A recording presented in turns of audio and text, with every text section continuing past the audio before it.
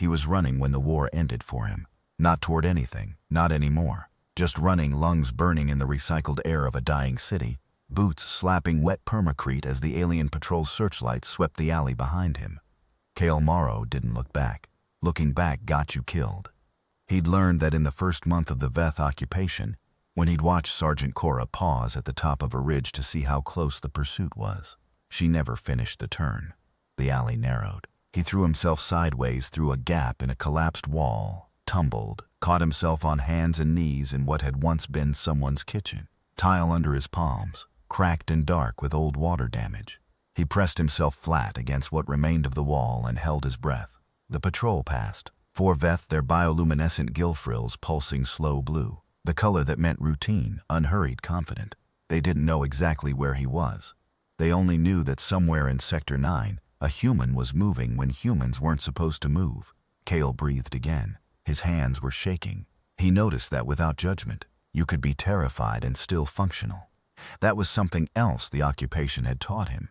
He'd been a corporal 3 weeks ago, part of the Meridian Resistance Cell operating out of the city's abandoned water treatment district. 12 people, 2 working firearms, and enough stubborn refusal to die that they'd managed to disrupt 2 Veth supply convoys and blow a relay station that had, according to their intelligence, set back the alien communication grid in this sector by approximately 11 days. 11 days. It wasn't much. Resistance Command had told them 11 days mattered. Cale had chosen to believe them. Then the Veth found the water treatment facility. He didn't know who was left. He'd run, not out of cowardice. The order had been given: scatter, split, regroup at the secondary rally point in 72 hours. But running still tasted like cowardice when you were the one doing it. When you left people behind in the dark. He moved carefully now through the ruined kitchen, stepping over debris, ducking under a fallen beam. The city had been beautiful once. He remembered it before. The memory felt like something from another person's life, a photograph found in someone else's coat pocket. The secondary rally point was 4 kilometers east. He needed to cross 2 Veth patrol corridors and the open ground of what had been the central market square, now a landing pad for the alien logistics craft. Without papers, without authorization chips, without anything but the clothes on his back and the small folding knife in his boot that wouldn't cut through Veth exoskeletal plating at any angle. You tried. He stopped at the edge of the kitchen, at the point where the wall opened onto a broader courtyard. Across the courtyard was a Veth access road. A crashed logistics vehicle sat in the middle of it, half buried in debris from a building that had come down on one of its corners. It had been there for days. The Veth hadn't cleared it yet. Maybe they'd decided the wreckage wasn't worth the effort, or maybe the patrol grid was stretched thin enough that clearing crashed vehicles was low priority. Either way, nobody had touched it. Cale studied the craft. Veth logistics vehicles weren't military. They were the alien equivalent of supply trucks, broad-bodied, built for carrying. This one had a Veth commander's pennant still attached to the forward strut. Not a commander's personal transport. Those were sleek, angular things, built for speed and presence. This had been delivering something to a commander, or collecting from one, or operating under one's authority.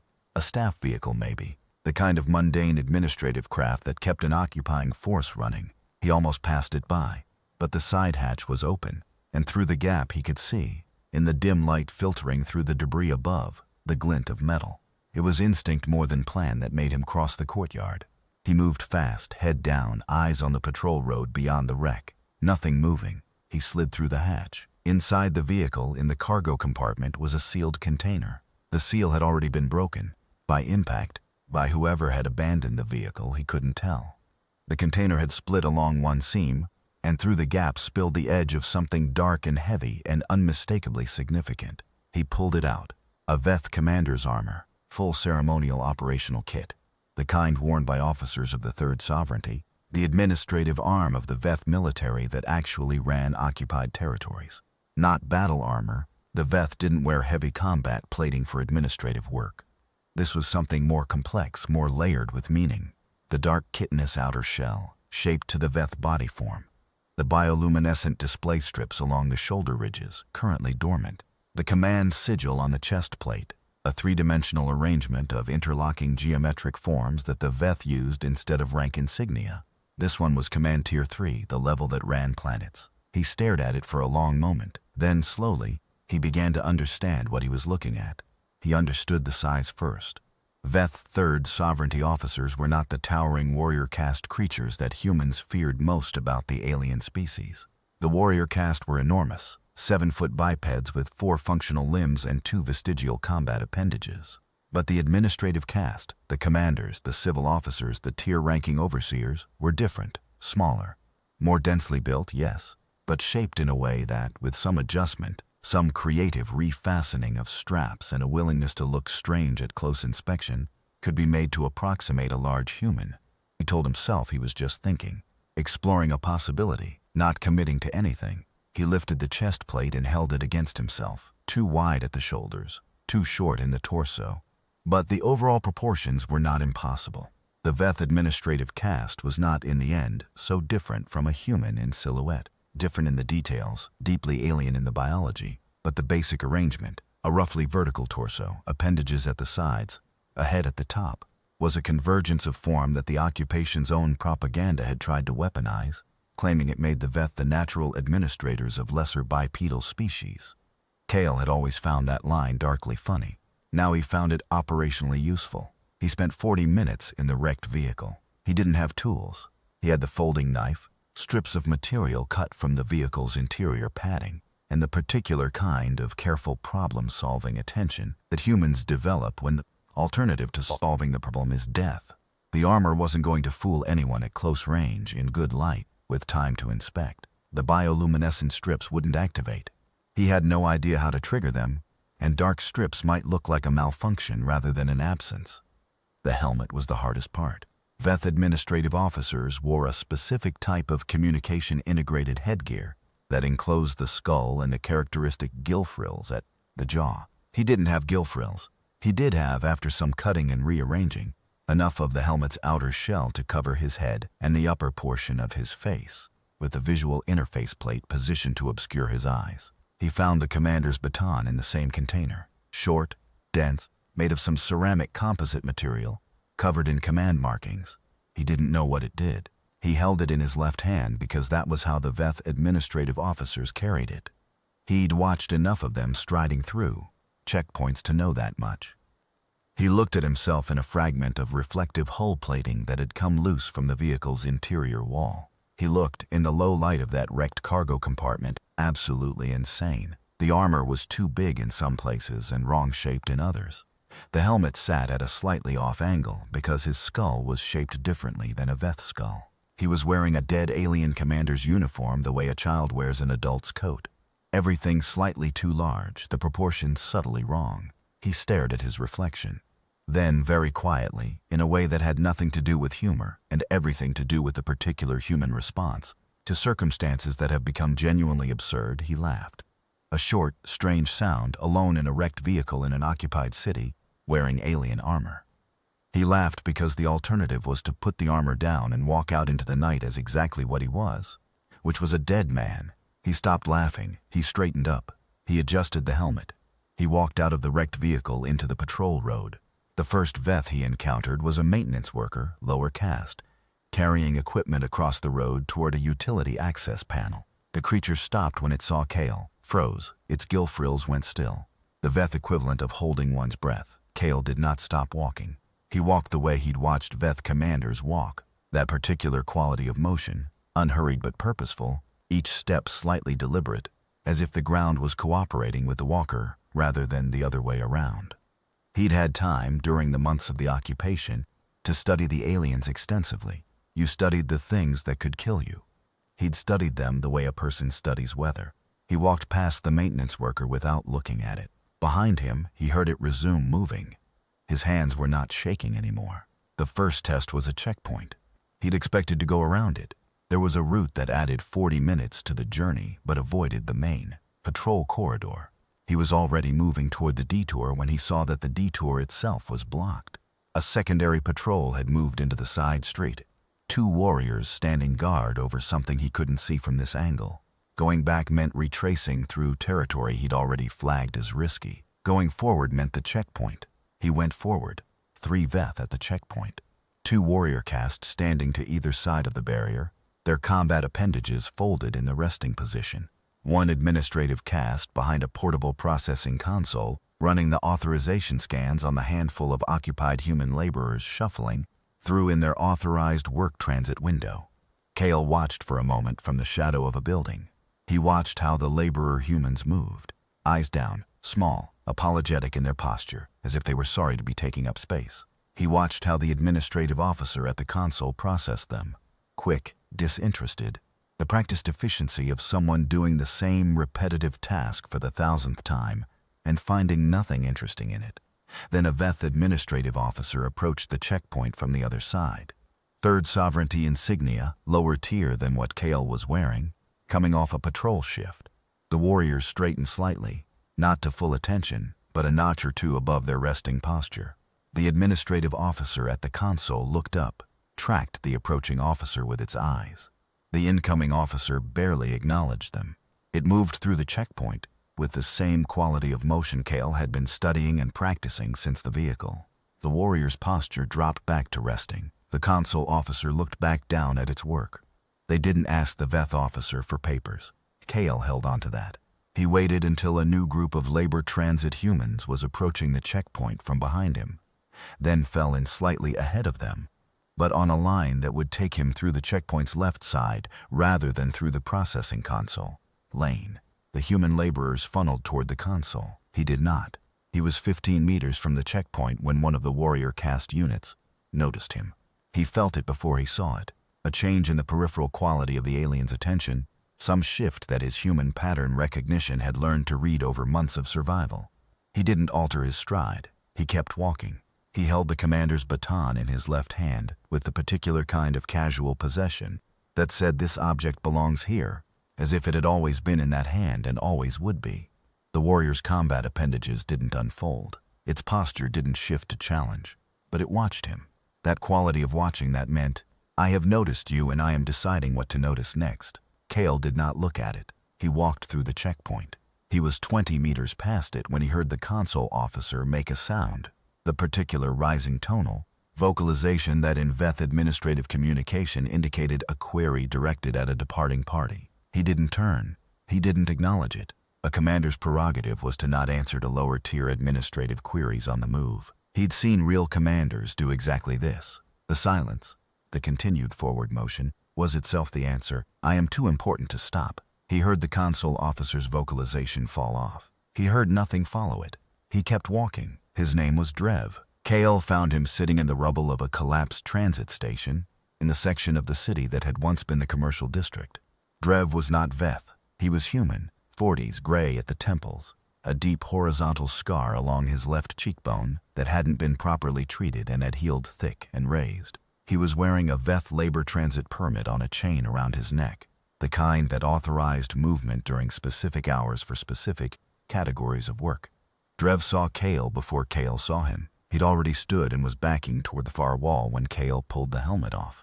The man stopped. Cale said, "Easy, I'm human." Drever looked at the armor, looked at the helmet in Cale's hand, looked at Cale's face. He had the expression of a person recalculating the situation from scratch. "I can see that," Drev said, after a moment. "Now that you've taken the head thing off, I need to get to the East District, Sector 4. Do you know this area?" Drev studied him for another moment. "I know this area," he said carefully. "I can get through checkpoints," Cale said. "I need someone who knows the back routes for sections where there are no checkpoints. Between the ones I can walk through and the ones you can route around, we might make it." "You're resistance." "I was. My cell was hit 3 days ago. I'm trying to reach a rally point." Drev was quiet for a long moment. He looked at the armor again. Something shifted in his expression. Not trust exactly, but a kind of assessment settling toward a conclusion. "The Veth haven't shot me yet because I fixed their equipment," he said. "Thermal regulation units. I'm technically a protected labor asset." He said the phrase with a quality of bitterness that knew exactly what it was. "They'll notice if I disappear. I'm not asking you to disappear. Just to walk with me as far as the eastern checkpoint." "Walk with a commander," Drev said. "A thing wearing a commander's armor." Drev looked at him. "There's a difference." Cale thought about that. "There will be," he said, "until there isn't." Something about that answer seemed to satisfy Drev, or at least fail to unsatisfy him. He picked up the bag he'd dropped when he'd started backing away and slung it over his shoulder. The section between Market East and the old library is clear of checkpoints after the third bell work window, Drev said. That's about 20 minutes from now. After that, there's a patrol that picks it up again, so we move fast. Fast I can do. They moved. Drev led, 2 steps ahead, his body language the practiced invisibility of an occupied person who has learned to navigate around the edges of attention. Not hiding, exactly, but optimizing for not being looked at directly. Cale followed. He'd put the helmet back on before they left the transit station. Walking behind Drev, he could watch how the occupied city functioned from a new angle. He'd been invisible in it for months, in the way all resistance members were invisible, low, hidden, unseen. Now he was visible, conspicuous, and the city moved around his conspicuousness the way water moves around a rock. Veth workers stepped slightly to the side. A second administrative officer, spotting him from across a street, raised the baton in its hand, a gesture of acknowledgement between equals. Cale had seen it before, and Cale raised his own baton in return without breaking stride, and the other officer looked away, satisfied, and continued its route. They were passing through the thermal district when a group of them appeared. 6 humans, also in labor transit permits, carrying equipment toward what had been a residential block. They spotted Drev first, a flicker of recognition, the particular way people in occupied territory recognized each other, and then they saw Cale behind him. They stopped. Their expressions cycled through several things rapidly: confusion, fear, the beginnings of flight assessment. Drev said something short and quiet in the local dialect Cale's ear didn't catch. One of the 6 humans, young, a teenager, with the particular bright-eyed watchfulness of someone who'd grown up entirely inside the occupation, looked past Drev at Cale, looked at the armor. His eyes moved over the command sigil on the chest plate, and he went still in a different way from the others. "Commander," the teenager said. It wasn't quite a question. Cale looked at him for a moment. "Your papers are in order," he said, keeping his voice level, making it slightly flatter and more deliberate than normal speech, in the way he'd noticed Veth administrative officers modulate their translated communications. "Move on." They moved on. All 6 of them, including the teenager whose eyes had been too bright, too assessing. They moved with the particular quality of people who have been permitted to proceed by an authority that could have chosen otherwise. Cale watched them go. He didn't feel good about it. He noticed that. The rally point was not the rally point. Sector 4, the old bakery district. He'd reached it. Drev had guided him through 3 more narrow navigations, and they'd made it without incident. And Drev had pointed him toward the right block, and then disappeared back toward his permitted territory before his absence was noticed. But the rally point was empty. The secondary location had been a dry goods basement 2 levels below street grade. He went down. He searched the space carefully, every corner, every arrangement of debris that might hide a message or a marker. Nothing. Either the others hadn't made it here yet, or they had come and gone, or the rally point had been compromised and no one had come at all. He sat down in the basement in the dark with the commander's helmet in his lap and thought about his options. He had no working communications. He had no way to contact Resistance Command. He had a dead alien commander's armor that had gotten him this far and would eventually get him killed when someone looked too closely or asked for credentials he couldn't produce. He thought about taking the armor off, hiding it, going back to being invisible, finding some other way to move through the city. But the armor had done something that invisibility hadn't. The armor had opened doors. The armor had moved people aside. The armor had, for a brief and specific stretch of time, given him the ability to operate in the open in a city where operating in the open meant death. He thought about the teenager with the bright eyes, who had said commander with that particular quality in his voice. Not fear exactly, but the complicated thing that lives adjacent to fear in people who have been occupied long enough to need someone to be afraid of, someone to follow, someone to put between themselves and the larger shapeless fear of a species they can't defeat. He understood that teenager. He'd felt some version of that himself in the early days, before the resistance gave him something to do with it. The need for a captain, for an authority, for someone who looked like they knew what the next move was. The human animal's profound, almost physical need to believe that someone was in charge, and that the person in charge had a plan. The armor had a plan. While he was wearing the armor, he was the plan. He started thinking about what a plan would actually look like. There were 14 of them within a week. He hadn't looked for them. He'd gone looking for the rest of his cell and found instead, at 3 different locations around the occupied city, Small clusters of humans in various states of desperation. Some were resistance, scattered cells that had been hit, individuals cut off from their networks. Some were occupied civilians who'd made the mistake of attracting administrative attention. Some were people who had been arrested on various pretexts and had somehow escaped or been abandoned in the chaos of a Veth administrative system that was itself running under strain. What they had in common was that they needed something. They needed direction, or shelter, or safe passage, or information. And when Kale appeared before them in the commander's armor, walking with that particular quality of deliberate, unhurried purpose, something happened to them that he'd begun to understand was not about him at all. They followed. He didn't ask them to. He stated what he was doing, moving through a specific sector, establishing a contact point, operating under a specific authority. He said things with the flat, deliberate quality of a Veth administrative communication, and he watched people's faces do the same thing they'd done with the teenager, the parsing of authority, the decision to accept. He tried to be careful about what he asked them to do.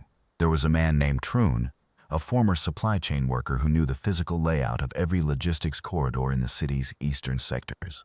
There was a woman named Ada, who had been a translator before the occupation, and whose facility with the Veth administrative language exceeded Kale's in ways that were immediately useful. There was a boy of about 15 named Sevi, who moved through the city with the particular fearless grace of someone who had grown up inside it and knew every crack in it, who'd spent the occupation 3 steps ahead of everyone, because that was the only way to survive his age without papers. There were others. They coalesced around him with the unstoppable logic of people who have been untethered for too long and desperately need something to attach to. Ada was the first one to ask. They were in the basement he'd been using as a command post, not the rally point basement, a different one in a different sector, that Troon had identified as structurally viable and Sevi had confirmed was off the patrol grid. Ada had been sitting across from him for 20 minutes, looking at the armor on the shelf where he left it when they were underground, and finally she said, "How long have you had this?" "About 10 days, Kale said. "And you've been using it since the start?" "Since I found it, yes." "It's going to run out," Ada said. Her voice was neutral, analytical. She wasn't challenging him, just identifying a variable. "Eventually, someone's going to ask for credentials you can't produce, or run a biometric scan, or compare you to a known commander roster. The administrative system has redundancies. I know. So there's a clock on this. There's always been a clock on this," Kale said. "There's been a clock on all of it since the Veth landed. I'm just trying to run out the clock in a useful direction." Ada looked at him for a long moment. In her expression was something he was starting to recognize in all of them. The complicated assessment of someone who has accepted a leader, not because the leader is obviously right, but because the alternative is worse, and who is therefore constantly, quietly, performing their own parallel evaluation. Are you still worth following? Do you still know what you're doing? Is this still better than the other options? He preferred that look to the teenager's unquestioning one. "What are you actually trying to do?" Ada asked. "Get information out," Kale said. "The Veth have a transit hub in Sector 2, not military administrative. It processes the movement authorizations for the entire eastern half of the city. If we can access that hub, we can map the patrol corridors, the checkpoint schedules, the authorization protocols, real-time data. We could pass it to Resistance Command and they could use it to move people through the city the way I've been moving. Not one person at a time, systematically." Ada was quiet then. "That's a real plan. I know. You've been thinking about it since before you found us." "Since the second checkpoint," Kale said. "Maybe before." The transit hub operation took 11 days to plan and 1 afternoon to execute. Most of the planning was Ada. Her grasp of the Veth administrative language extended to the procedural and bureaucratic registers that Kale had never had the time or context to develop. She spent 4 days constructing, from fragments of overheard communications and Troon's observations of the hub's external activity, a model of how the facility's internal routing worked. She modeled it with careful, skeptical precision, labeling what she knew and what she was inferring and what she was guessing, and keeping those categories rigidly separate. Troon mapped the approaches. Sevi ran the external reconnaissance, moving through the city in the particular way he moved, invisible in the way that youth and improvisation and the city's own complexity had made him. He came back with observations so precise that KL suspected Sevi had a better natural intelligence for this work than almost anyone KL had operated with in the Resistance. The rest of them, the other 11, the people who had accumulated like the current of something that didn't have a name yet, provided the infrastructure of the operation: safe houses, decoy movements, the creation of a plausible administrative fiction. A third sovereignty inspection team, convened at the direction of a regional commander, conducting a systems audit of the Sector 2 transit hub. Kale wore the armor. He walked into the hub between Ada and Troon and two others who had been coached on the particular body language of administrative subordinates, and he did not stop at the processing desk, but walked directly toward the facility director's office. And when the facility director, a Veth administrative officer of considerably lower tier than the sigil on Kale's chest plate, came out to intercept him, Kale did not slow down. "Your authorization request was not received," the director said. In Veth administrative register, this was the equivalent of, "You're not supposed to be here." Kale stopped. He looked at the director with the particular quality of attention he'd observed in genuine commanders. Not hostile, exactly, but containing within it the clear implication that the current conversation had better resolve itself quickly. He said, in the flat, deliberate register of translated administrative communication, "Your record system is the subject of the audit." A pause. "The request would not be in a system under audit," Kale said. The director's gill frills performed a complex gesture he'd learned to read as uncertainty resolving reluctantly toward compliance. "Of course," the director said, "I will have the access protocols prepared." It was, Kale thought, the most frightening thing he'd ever done. Not because of the danger. The danger had been present at every checkpoint and every encounter since the first night. But because it worked so completely. Because the director's compliance was so immediate, so total, so lacking in skepticism. Because the armor and the sigil and the baton, and the particular quality of his stillness and assurance in that moment had combined into something that the director processed as absolute authority and responded to accordingly. They were in the facility for 2 hours. Ada accessed the routing systems. Troon photographed the infrastructure maps.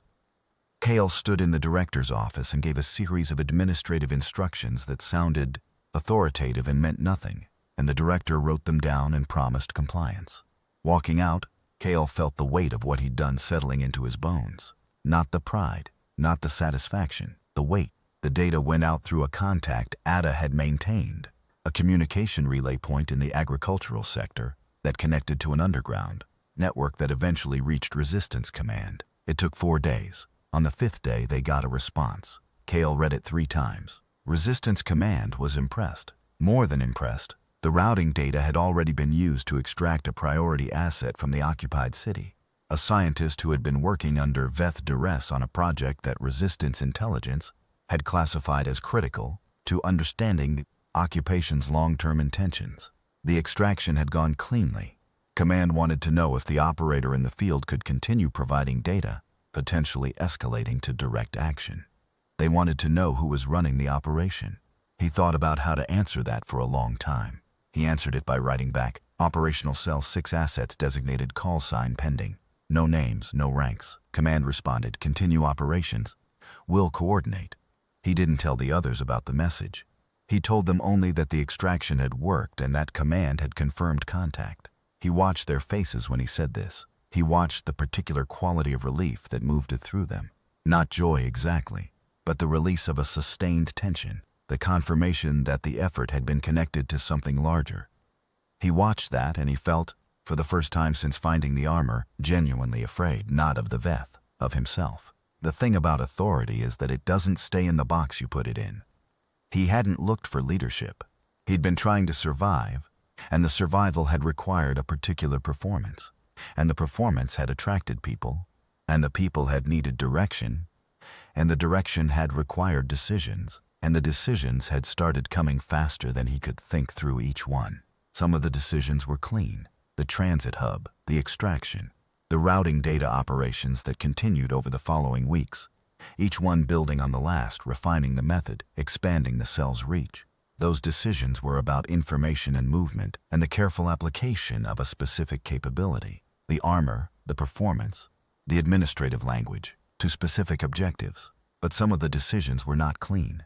There was a man named Pole, He'd joined the group in the 4th week, referred through a contact Ada trusted. He was useful. Former Veth-employed security consultant, knew the patrol protocols in the southern sectors better than anyone. Kale had used the knowledge. 3 weeks after Pol joined, Sevi came to him with something. He didn't say it out loud. He left a specific arrangement of 3 stones on the shelf next to the armor, a signal they'd developed for information that needed to go to Kale and only Kale. Kale sent everyone else on a task and asked Sevi what he knew. Sevi told him. Carefully, precisely the way Sevi did everything. Pol had been observed on 2 separate occasions, in the vicinity of a Veth administrative access point with no plausible cover reason. Both observations were circumstantial. Neither was proof of anything. But they formed, together with 2 other small data points Sevi had been accumulating, a pattern. Kale sat with it for a day. At the end of the day, he had Troon move Pol to a different task, one that kept him away from sensitive information, without explaining why. He had Ada quietly review everything Pol had had access to and assess whether anything had been compromised. He did not confront Pol. He did not accuse him. He watched and kept watching and kept the others watching too. 2 days later, Pol disappeared. Kale learned later, through Sevi's information network, that Pol had been taken in by the Veth on a different matter entirely, a black market currency operation he'd been running that had nothing to do with the cell. The pattern Sevi had noticed had been a paranoid person moving carefully around multiple illegal activities, not an informant. Kale had been wrong. Or, more precisely, he hadn't been right, and he hadn't been wrong, and the situation had resolved itself before the uncertainty became a crisis. But the decision he'd been preparing to make, the decision he'd been circling for 2 days, the harder version of move him away from the sensitive work, that decision had been there waiting. Dark, specific. The kind of decision that a person in his position was expected to be capable of making. He'd been capable of it. He'd known, sitting with it alone in the dark, that he'd been capable of it. He spent 3 days after Pol's disappearance not sleeping well, and not being able to fully explain to himself why. The armor had been with him for 2 months when the Veth ran the audit, not of the transit hub, of the commanders. The Third Sovereignty had a periodic verification system. He'd learned about it from Ada, who had pieced it together from the administrative language fragments she'd been studying. Every registered commander was required, on a rolling schedule, to submit to a biometric and credential verification through the regional oversight hub. The schedule was not public. The verification requests came without warning, issued to the commander's registered communication frequency. His armor didn't have a registered frequency. The request would go out to the sigil's registered bearer. No response would come. At some point, days, maybe hours, the oversight system would flag the sigil as non-responsive, and the investigation would begin. Ada told him this on a Tuesday morning, with the careful, neutral voice she used when delivering information that had hard consequences, giving him the data without the emotional overlay so he could process it clearly. He processed it clearly. How long? Before the flag escalates? Probably 2 to 5 days, depending on the workload of the oversight hub. Once it escalates, they'll pull the sigil's last known location from the checkpoint log system, which will show 2 months of movement through the city. Yes, they'll know what we've been doing. They'll know a commander's sigil has been used in ways that don't match the registered commander's profile. They'll investigate. The investigation will identify anomalies. At some point, the anomalies will resolve to someone was impersonating a commander. Kale thought about all the people in the cell. 14 now, counting the ones who'd come in over the 2nd month. 14 people who had made decisions about what they would risk based on their assessment of what the armor meant. 14 people whose safety was, in some uncomfortable and undeniable sense, his responsibility. What's the fastest we could complete the Northern Cache operation, he asked. Ada understood him immediately. The Northern Cache operation was the biggest target they'd identified. A Veth administrative data repository that held the authorization protocols not just for the city but for the entire regional administrative network. Getting into it would give Resistance Command something genuinely strategic. It had been planned for 3 more weeks. In its current form, we can't compress it safely. Tell me what we'd have to cut. Redundancy. We'd lose the fallback routes and the secondary access method. If anything goes wrong inside, we'd be committed with no alternative exit. What's the success probability if we compress the timeline? Ada looked at him. That's not a question I can answer with confidence. Give me your best estimate. A silence. The kind of silence where someone is doing something genuinely hard. Not evasion but actual careful calculation, assigning numbers to things that resist them. 60%, Ada said. Maybe 65, against 92 if we run the original timeline. And the probability of completing the original timeline before the oversight flag escalates. Ada's expression answered before her words did. Then we run the compressed version, Kale said. In the silence after that, he heard the weight of the decision land in the room. 14 people in various positions around the space, all of them present for this conversation. He watched them process it. He watched the familiar thing happen, the parsing of authority, the assessment, the decision to accept. He watched Sevi's face, which was the clearest mirror in the room. The boy was afraid. He was afraid, and he was also, underneath the fear, prepared. Compressed timeline, Troon said, not as a question. Yes, Kale said. The Northern Cache operation began at 03 on. Kale went in first, because that had always been how it worked. The armor opened doors. He went through the doors. The others followed when the doors were open. The facility was larger than the transit hub, more complex in its security architecture, layers of authentication that Ada had modeled and that Troon had planned routes through. The outer layer was the same authority performance that had worked everywhere else. Kale walked in. The overnight administrative staff processed his arrival with the compliance that the armor had never once failed to produce. The inner layer was harder. The data repository itself was in a section of the building that required a specific access credential, not a biometric scan but an active signal authentication, a live exchange between the authorized sigil and a receiver. The sigil on Kale's chest plate could not produce that signal. It was inert, decorative, a visual symbol stripped of its electronic function. Ada had anticipated this. Her solution required access to the facility's own authentication management terminal, which was in the administrative wing, which was accessible, which she could reach. But it required time, 7 minutes minimum, probably 10. 10 minutes in a facility where the overnight staff was already processing the anomaly of an unscheduled commander's inspection. Go, Kale said. Ada went. Troon went with her. The others held the outer access points. Kale remained in the reception area, doing the performance, the administrative inspection, the deliberate questions, the flat commanding register that kept the overnight staff occupied and off balance. He asked about filing protocols. He asked about throughput metrics. He asked about maintenance schedules. He asked the particular kind of question that people ask when they know that the act of asking is itself the point. The facility director came down at minute 4. This was not the transit hub director, a different officer, senior, with a particular quality of alertness that said this person was not running on bureaucratic autopilot. The director looked at him with an assessment that was sharper than what he'd encountered before. Your inspection was not scheduled, the director said, the same words as the hub, different tone. No, Kale said. Our regional log shows no dispatch from command for this facility. Regional logs are part of the audit scope, Kale said. A pause. The director's gill frills moved through a complex sequence he couldn't fully parse. Uncertainty and suspicion, and the pulling back from the edge of direct challenge that the authority structure of the armor produced in everyone he'd ever faced. I would like to verify your credentials through the regional oversight channel, the director said. There it was. You're welcome to use the channel, Kale said. He held the director's gaze. Behind the visual interface plate of the helmet, his face was what it had always been, a human face, a young man's face, a face that had been frightened and hungry and tired for months and had learned to arrange itself into the performance of something else. He held the gaze and did not blink and waited. In Veth administrative culture, direct channel verification of a commander's credentials in the commander's presence was a significant act. It was not impossible, but it was the kind of thing that, if the commander turned out to be legitimate, could end a lower-tier officer's administrative career. The director knew this.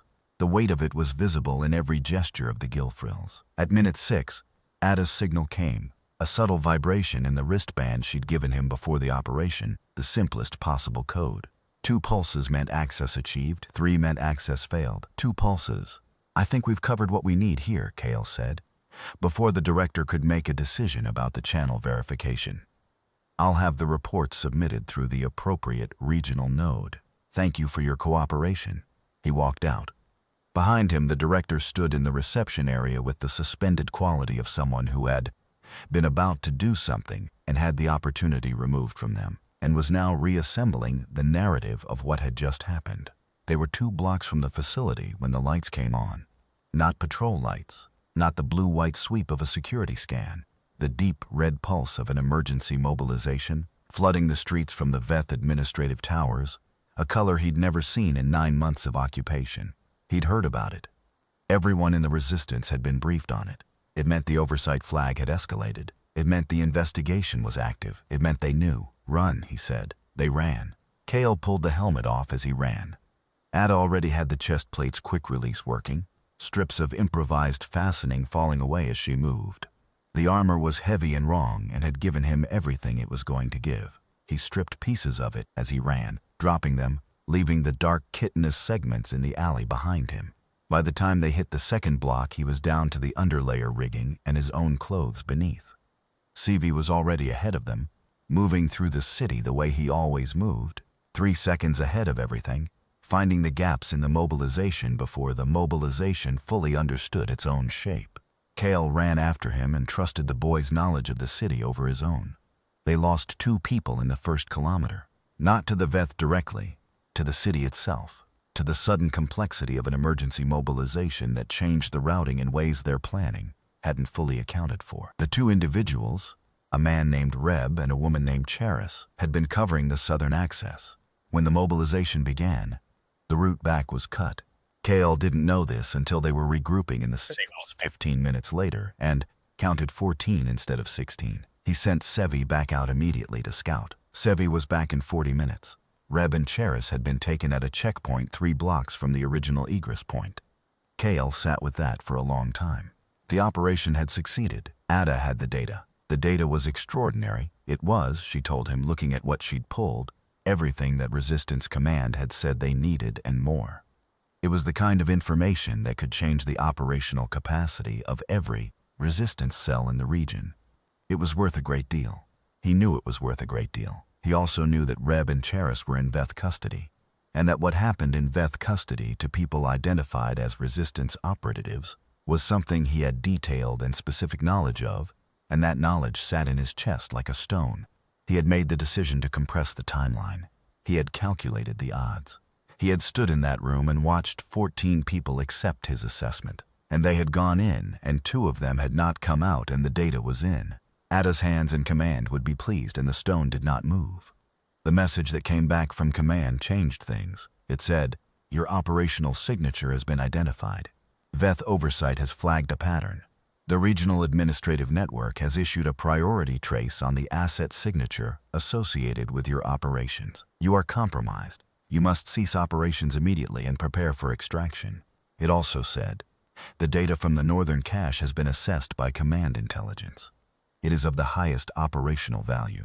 Based on this asset's demonstrated capability, Command has a proposal." The proposal was this. There was a Veth Regional Coordination Hub in the northern part of the city, not administrative, command. It coordinated the military presence across 7 occupied cities in the region. It had a direct link to the Veth Sovereignty's Operational Planning Center. If someone could get inside it, if someone could access and transmit the coordination protocols, it would give the Resistance, and through the Resistance, the unoccupied planetary territories, something that had never existed before, a map of what the Veth were planning to do next. Command's assessment of the likelihood of success, unclear, dependent on assets and methods. Command's assessment of the value, incalculable. Command's note at the end of the message, "We recognize this is a significant ask. The decision is yours." He read the message twice. Then he sat in the dark and thought about Reb and Charis. He thought about the stone in his chest. He thought about the compressed timeline decision and the 60% probability, and what it meant that he'd made that decision and it had cost exactly what the numbers said it might cost. He thought about the armor, which was in pieces in alleys across the city now. Then he wrote back to Command. He wrote, "Understood. We'll need 48 hours to plan. We'll need one thing from Command's end." He told them the next morning. All of them. Every person in the cell together in the basement. He told them what Command had asked, and what he had said yes to on their behalf without asking them first, and why.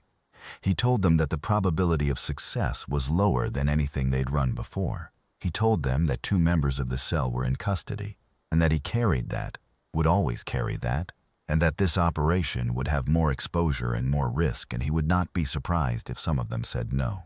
He told them, quietly, at the end, "I found a piece of armor and I put it on because I was going to die if I didn't. And people followed me because of what the armor looked like, not because of who I am. I need you to decide whether to follow me because of who I am, not because of the armor." Ada said, "What does command need from their end?" He told her. Troon said, 48 hours is tight. "I know," Kale said. "Tell me what you need." Sevi said nothing. He picked up his bag, the worn one with the frayed strap that he always carried, and he checked the contents with quick, precise movements. Then he looked up at Kale with those bright, careful eyes. "I know a way in," Sevi said. "I've been watching the building for 3 weeks. I didn't say anything because I thought we were done after the cache." Kale looked at him. "How long have you known about the coordination hub?" "Since the 2nd week after you found us," Sevi said. "I watch things." "You said watch things." A beat of silence in the basement. "Tell me what you know." Kale said, "They didn't use armor. That was the thing that changed everything. They'd lost the armor. They didn't have another commander's kit, and even if they had, the oversight trace was active and any appearance of that sigil would trigger an immediate response.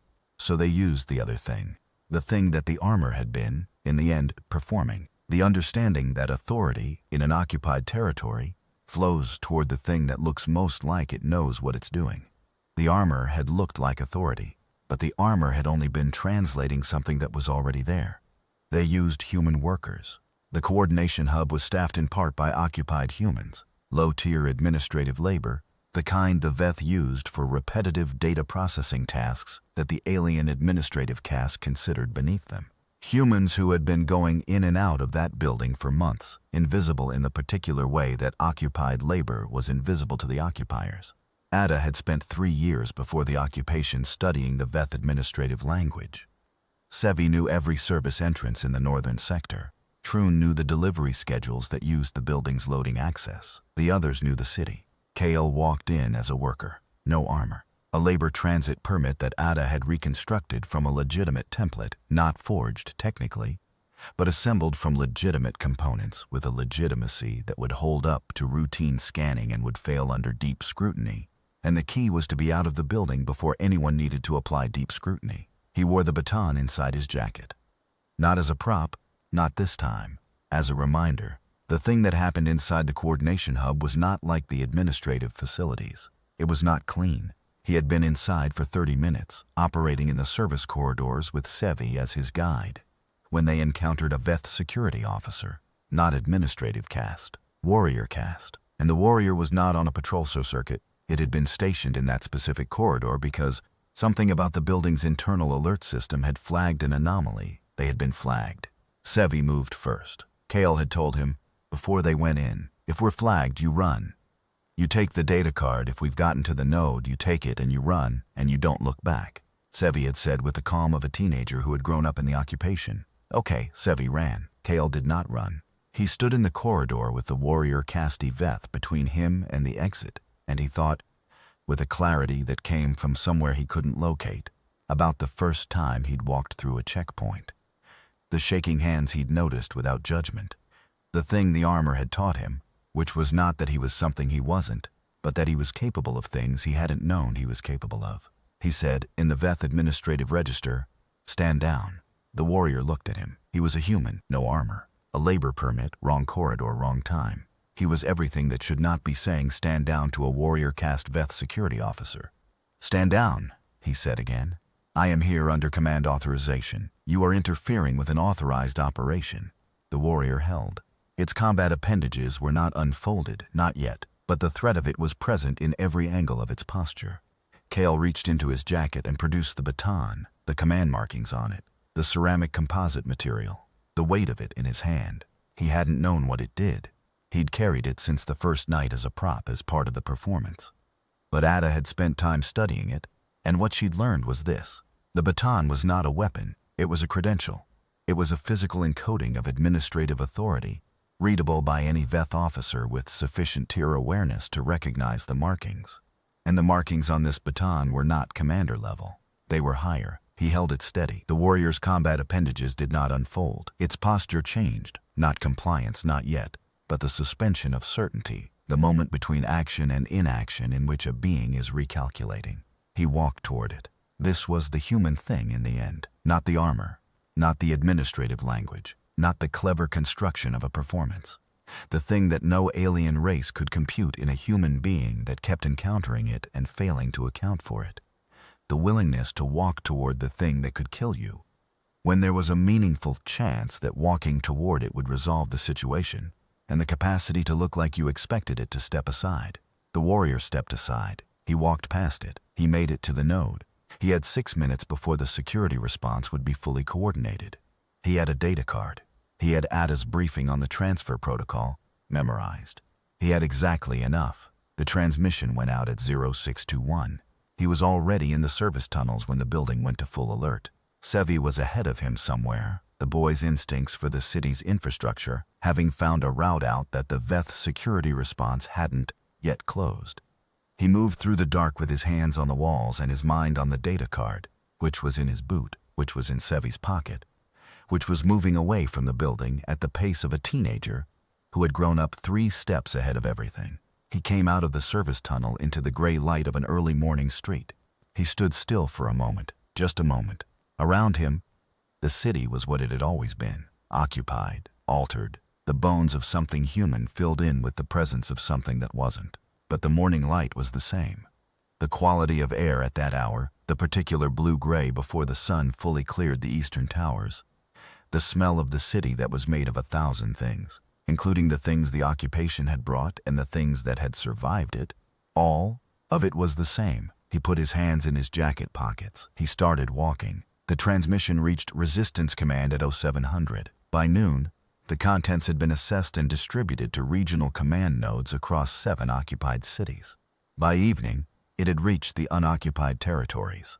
By the end of the week, the first coordinated multi-city resistance operations began, built around the gaps and scheduling conflicts in the Veth coordination protocol that the transmission had revealed. Kale learned about this later, much later. In the immediate aftermath, he and what remained of the cell were in a safe house 40 kilometers from the city, brought out through the extraction route that Command had established. 12 of them, the number that had come out. He didn't count the 2 who hadn't in the way you count an absence.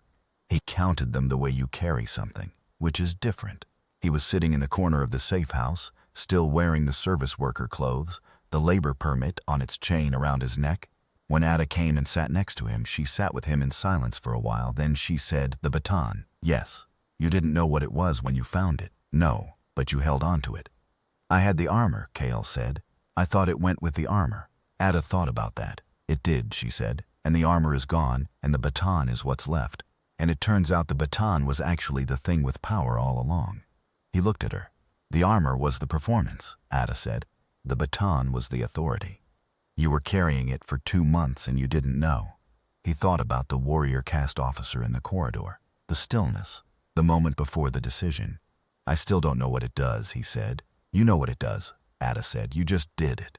There was a forest south of the city. He went there alone 2 days after the extraction. Not for any particular reason, or perhaps for the particular reason that humans sometimes need to be in places that predate the things humans have made and unmade, to stand in something old enough to be indifferent to the current emergency. The forest had survived the occupation because the Veth had no use for it. It was not strategic. It was not resource-rich in anything they valued. It was simply trees, old ones, the kind that had been standing before any of this and would stand after. He walked in it for a long time. He thought about the armor. Where it was now, pieces of alien composite in alleys across an occupied city, stripped and abandoned, already being collected by Veth recovery teams who would eventually realize what they'd found and understand the shape of what had been done to them. He thought about the 14 people who'd worn that authority with him, some of them here, in the safe house behind him, some of them not. He thought about the teenager with the bright eyes at the checkpoint. Commander, not a question, the thing that lives in people who have been occupied too long. He had been that teenager too, once. He'd found an armor and put it on, and discovered that he could be something the armor required him to be. He'd found it intoxicating in exactly the way the teenager's eyes had been intoxicating. The relief of authority, the clean simplicity of having someone to follow. He'd spent 2 months wearing it, and the armor had taught him this. The intoxication was real. The danger of it was real. The thing you could become, inside the performance, if you stopped noticing the difference between the performance and the person, that was real too. He'd seen it in himself, in the dark moments, in the decision about Paul, in the compressed time island in calculation, in every moment when he'd been the thing in the armor and not the person inside it. He'd come back from those moments. He thought he had. He thought the fact that he was standing in this forest, feeling the weight of two people in Veth custody, and the weight of a specific kind of power he'd exercised, and the weight of choices that had cost real things. He thought the fact that he was feeling all of that was evidence that he'd come back, that the person inside the armor had not been fully replaced by the thing the armor performed. He hoped that was true.